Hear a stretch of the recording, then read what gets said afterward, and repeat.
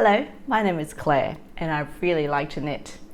Thank you for tuning in again. And this week we have a normal podcast episode where I show you a lot of new things that I have been knitting.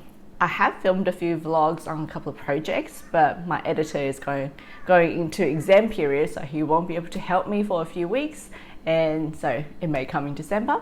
But I have cast on so many new things, plus a few other WIPs I have been working on for a while, and I thought I'll show them to you.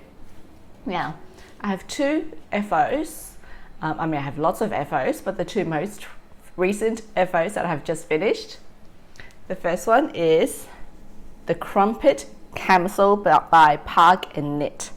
It is so quick, and I think I whipped this up it's in less than a week. If I had to add up the hours, it will be probably less than 10 hours. And I think because it's on 4.5mm needles and it's a mesh top and it's quite small. So it's super quick. And it's so cool. It's light when I'm wearing it. It's 30 degrees average in Australia already. So when I'm wearing it, it's very cool. It doesn't really feel like I'm wearing anything.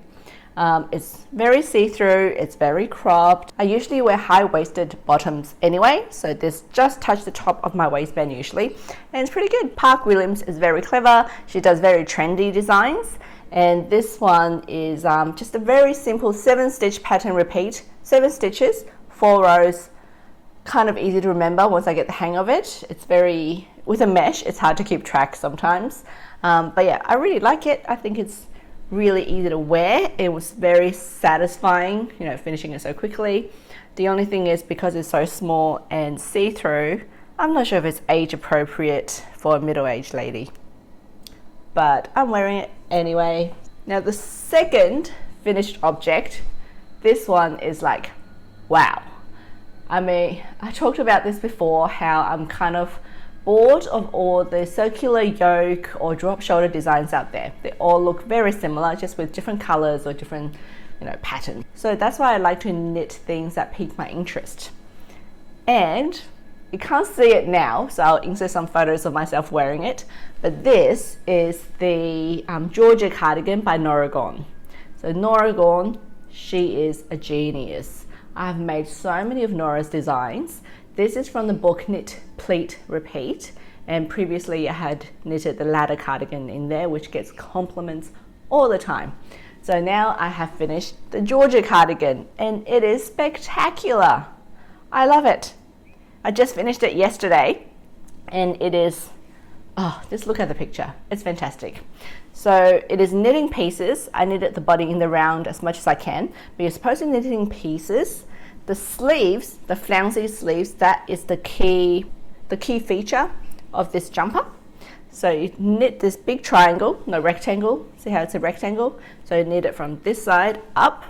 It's a rectangle, but in the middle of the rectangle, you cast off half of it and you cast on half of it. So it's like a slit in the rectangle.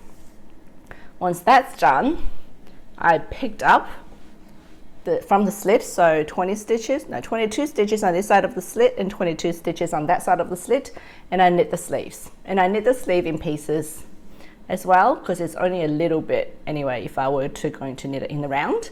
And then you knit the sleeve cap. Then you repeat it for the other sleeve. And the sleeve cap is shaped by taking in and casting off stitches, not short rows. And then the top, the body, you knit it from the bottom up. You're supposed to knit it in pieces, but I knitted it in the round, not in the round. Knit the 3 pieces together until I got to the armhole, then I separated it. So that's the body. And then it's got a nice rolled collar. See here, it kind of folds in and gives it kind of a rolled in look. So once you get to the neckline, you just cast off for the shoulders by doing some, not short rows, but gradual decrease. So 4 stitches, 5 stitches, 5 stitches. But you keep knitting the collar with some short rows to give it a bit of a round look. So it's got some roundness there in the top of the collar. Knit the same on the other side, just a little bit of color, join it in the middle, and then stick it on the back of the neckline, if that makes any sense. I'll show you the back. Yeah, So if you knitted anything like this before, you'll recognize it straight away. Petite Knit has something similar, but she knits it from the top down.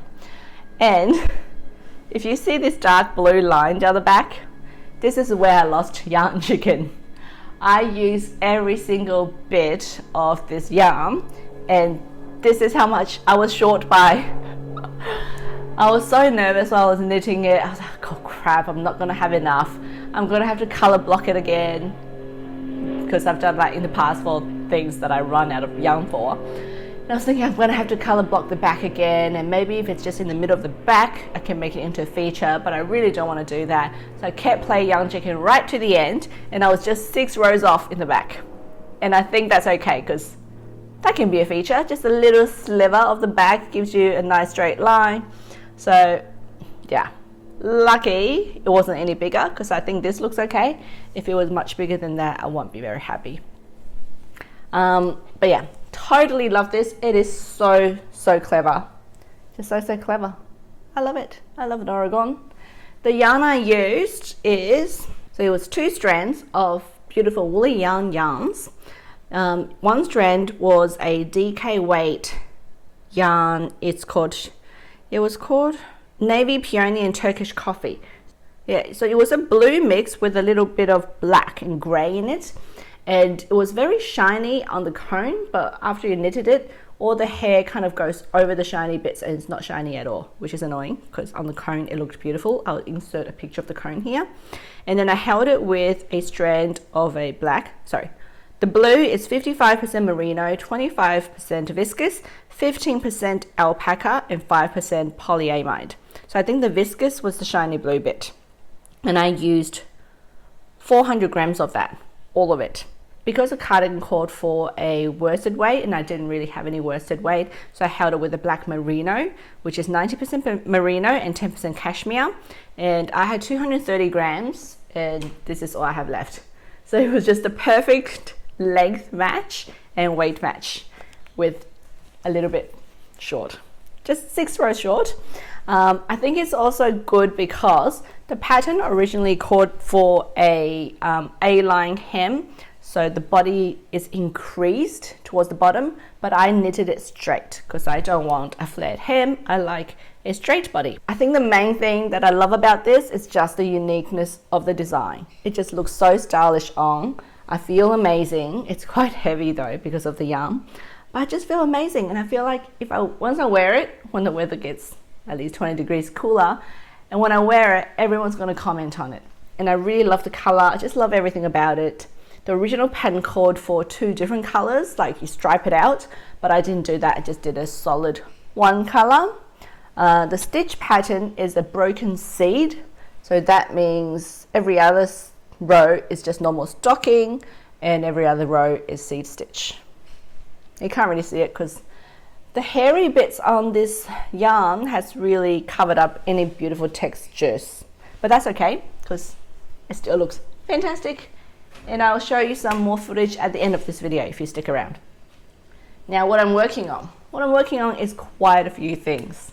The first thing I want to show you is sitting right here, and it's a self-drafted pattern, and I'm going to call it the Jellybean Vomit Jumper because that is what my husband called it. I asked him, what do you think this color is? He said, it looks like someone ate some jelly beans and threw it up. So that's what it's called. I just love the yarn. Oh, look at it. I just love the yarn so much. So when I bought this from Woolly Yarns, I received it maybe 2 weeks ago, and I just really wanted to cast it on straight away, but I had quite a few things on the needle. So when these 2 were done, I casted it on. I'm knitting it on a 6mm needle, just going to make a nice oversized jumper for myself, something that's quite lofty and airy and just slightly cropped though with big balloony sleeves, and I think that's going to be really cozy. I did put out a poll on my Instagram last night to see what color I should knit the neckline in. Yellow, pink, or white, and 50% said pink, so it's pink. It's probably a safer option than a yellow, but I think, I'm a pink girl, this works well. It is just so beautiful. Now the yarn is from woolyyarn.com. It's so special, and that's why I started knitting with it so straight away. It is 36% kid mohair, 40% merino, 13% polyamide, and 11% cotton. You can see it here. It's got little slubs, the pink slubs as well, little dots that comes out almost like a little pom-pom. And the rest is just a beautiful twisted in yellow and pink and green and pink. Yeah, lovely. And it's funny because now I see this yarn in quite a few places. I saw that Max Mara had made a jumper in this yarn last year, but I didn't like the design. They just did a very boxy brioche design, so I didn't like it. I also see this in a Japanese magazine where a whole magazine is dedicated to this yarn, and they had a few different colors.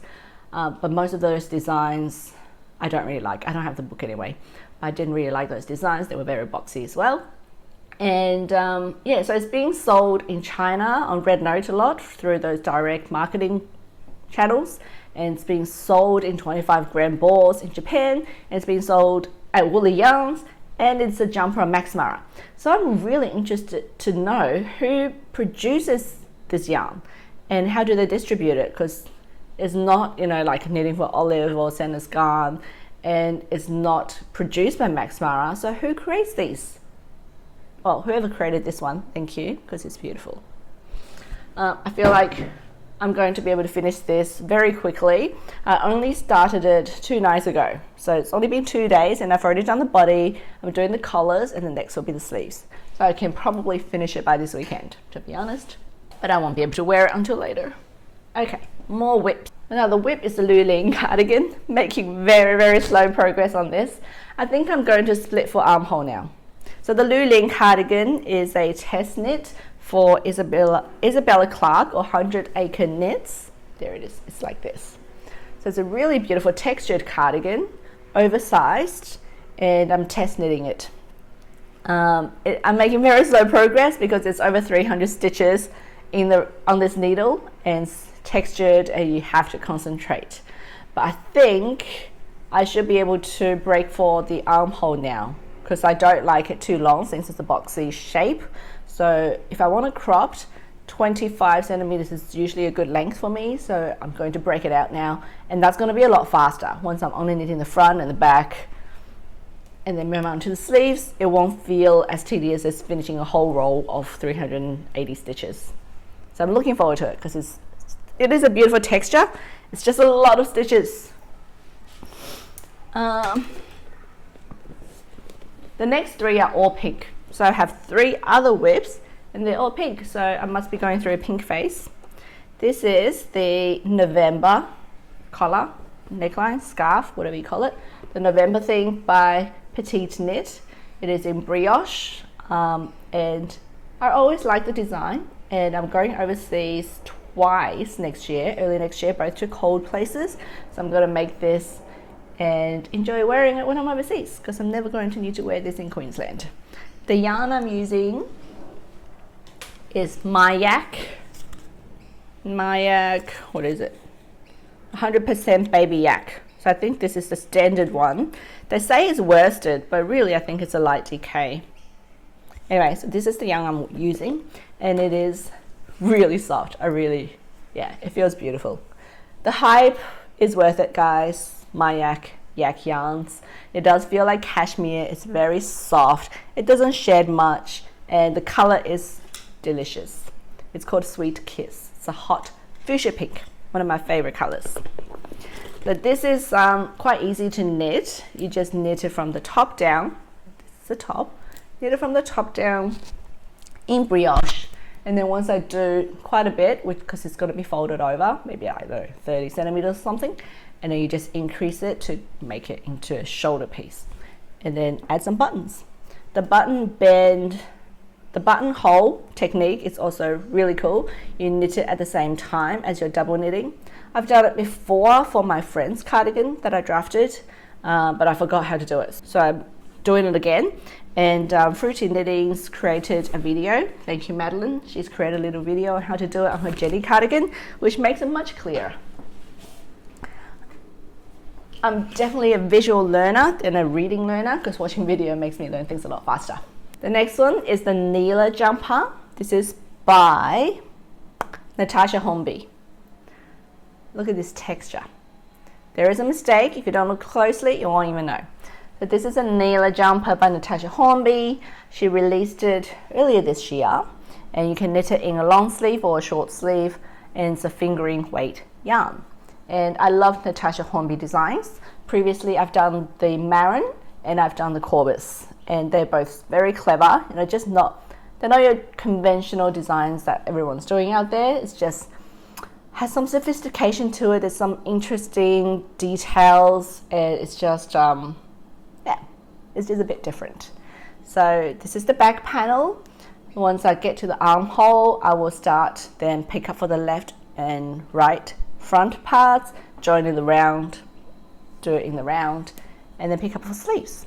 I think I would do this 3/4 sleeves or whatever yarn I have left, because the yarn is once again a beautiful cashmere by woollyyarn.com, and this pink, it's like a peachy pink. I don't know how to describe it. Let's see what they say.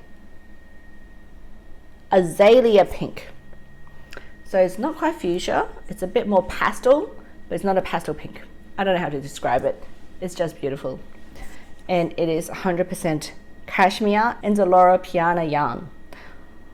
I don't know, I've mentioned this before as well. I don't know if you've heard of Loro Piana. They are a quite luxury fashion house. There's some controversy at the moment where they have been revealed to use Chinese slave labor or something to produce their garments. So their brand has been damaged slightly. But before that, they were well known for a quite luxury brand, and like their jumpers are $2,000, and they're quite classy and understated. And the quality of the yarn is just fantastic. And Woolly Yarn sells a lot of Loro Piana, I would say end of line cones. So I've got quite a few of Loro Pianas, and their yarn is just beautiful to knit with. And you know what? It's such a good price. I know everyone's using Cardiff yarns at the moment, and they seem to be doing great marketing, doing lots of collaborations, and it's everywhere. But it's about $100 for 100 grams. That's a lot of money.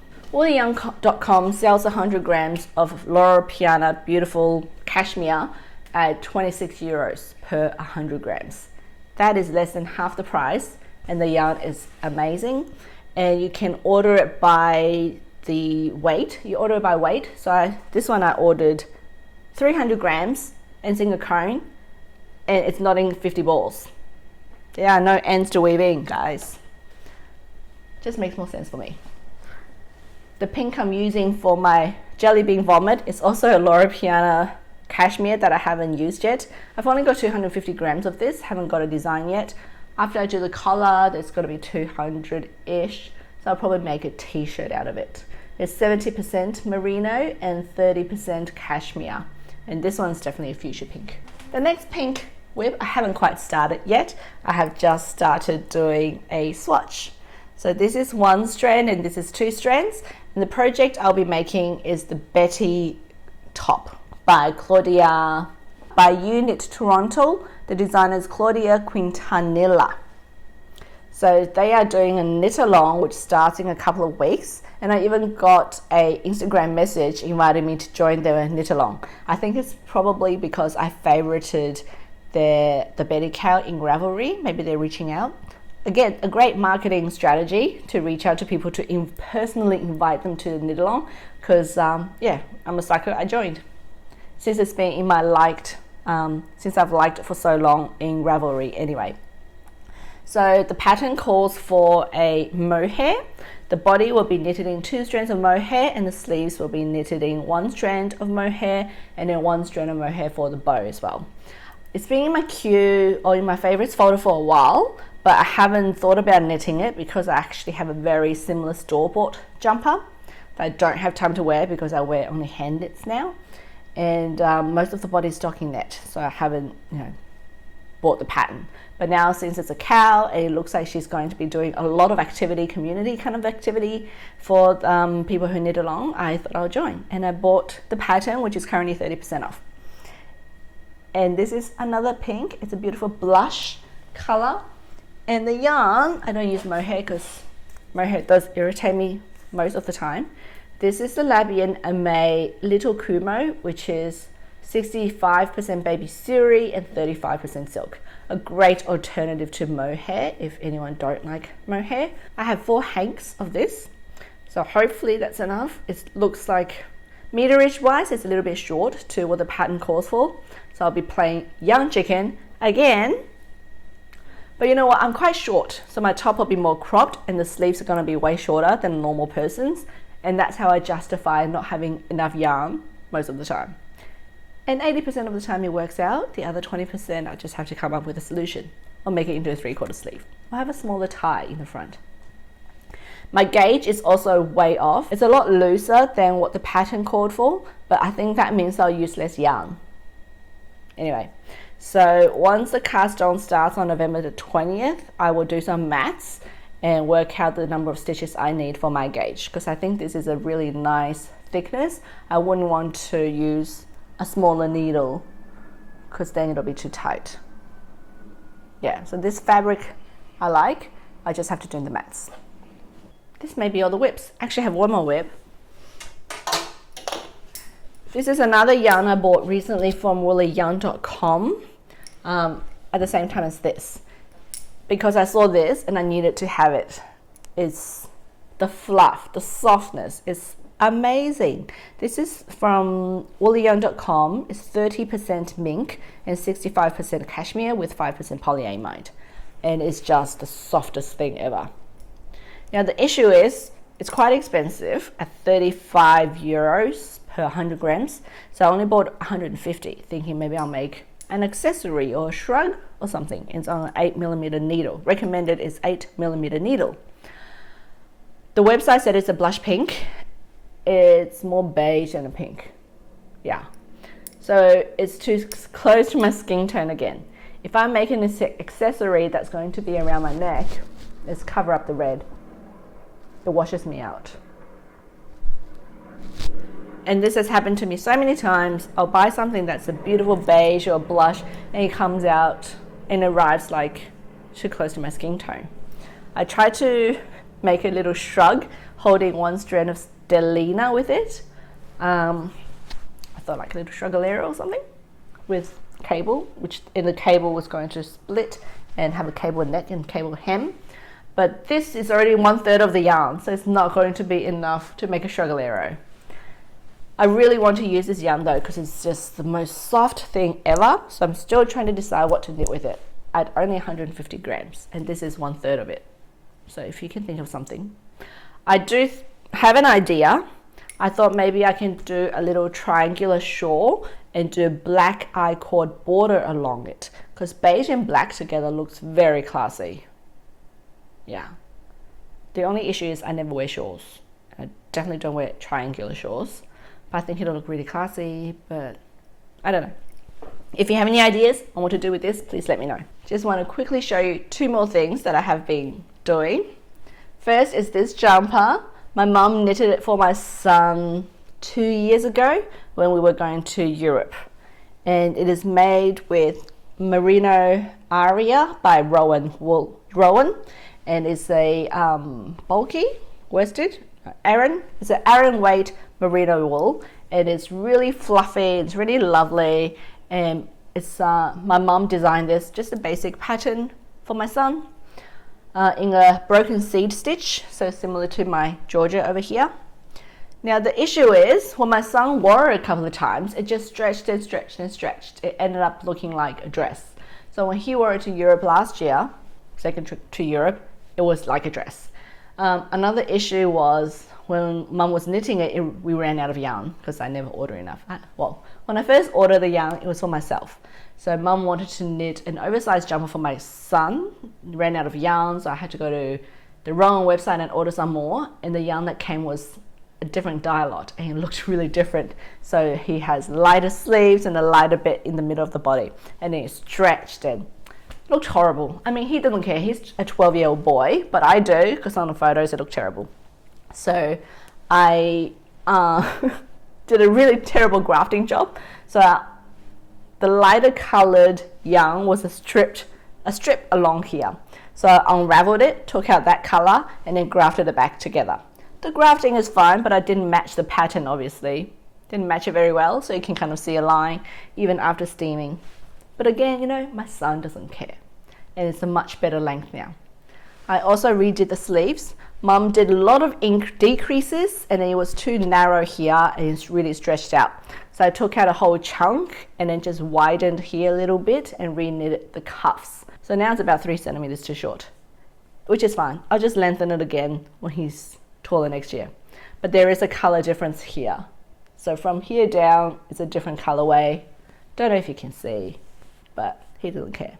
Maybe I'll dye it, because I've been doing a lot of dyeing of wool at the moment. And there is a video where I showed you all my recent dye jobs, but my son won't be editing that for a while, so you'll see that later. But I will show you my most recent dye job, which I am very proud of. This is the last thing I'm showing you, I promise, because there's no other acquisitions. Yeah. So this is what I'm really proud of, my most recent dye job. This is a beautiful cashmere jumper. It's a store-bought jumper from a brand called Gaughn & Theodore. So it's a brand that I love to buy from when I was working. They're quite expensive, an Australian designer brand. That I'm not working fashion, there's no way I'm going to spend that much money buying their clothes anymore. But it's a beautiful cashmere jumper, and it used to be white, and I wore it to death, and I loved it because it's so soft and squishy and just looks really stylish on. I think it's like a brioche design. So it was white, and this has happened to me quite a few times. I will wash the white jumper and then splotches of yellow will come out. I don't know if just like water that's pooled funny or soap or oxidization, but it has splotches of yellow. So Mum said, that's okay, I'll dye it for you. Fast forward to 2 years later, she gave it a couple of tries and then gave it back to me, and it was an ugly gray, like a cadaver gray, and it was splotchy. She's like, sorry, I can't do any better, here you go. And I was like, okay, never mind. I have so many jumpers to wear anyway, so I probably won't get to wear this one anyway. But since recently I have been doing dyeing of wool, I thought maybe I'll try and rescue this. So I used the RIT color remover first to remove the grey. And a lot of it came out. It became a very pale grey then. So I dyed it with RIT in the colorway Camel, and oh, now it looks so good. The only thing I wish I had done is add a drop of red in it, which would have made it into like a reddish camel, which I would have liked even better. But this, it's so luxurious looking, doesn't it? It looks like old money again. So I'm very happy with it. Don't know when I'll get to wear it because I have hundreds of hand knit jumpers, but I'm happy that I have this again. The only thing that I always struggle with is when I go traveling, you don't want to bring too many things, and you want to wear things and you want to pack things that all match each other. And I generally have two personalities. I will either wear black, white, navy, camel, which is more like what I used to wear at work, or I will wear fun colors like pink and red. But they don't really go together. And accessories, if I bring scarves and hats, nothing matches both of them. So I end up with bringing too many things or bringing two sets of accessories. So now I'm about to go to China in the new year, which is going to be cold. I don't know if I want to bring my muted colors, if I want to bring my fun colors. This is a dilemma that I go through every time I travel to somewhere cold. There are too many jumpers I want to bring because I never get to wear them here. How do you pack your jumpers when you go traveling? How do you color coordinate? How do you choose a personality? I don't know. Anyway, that is all I have to say for today. The laundry has just finished, so I better go and hang them out. And then I'm gonna, oh shoot, I have to go and pick up my son. I will come back later. Okay, I'm back, and I totally forgot to pick up the teenager from gymnastics. Oops, sorry. Okay, so anyway, that was the end of the podcast. Thank you for watching, and if you'd like to follow along with my knitting journey, make sure to subscribe and check back here again soon. Bye.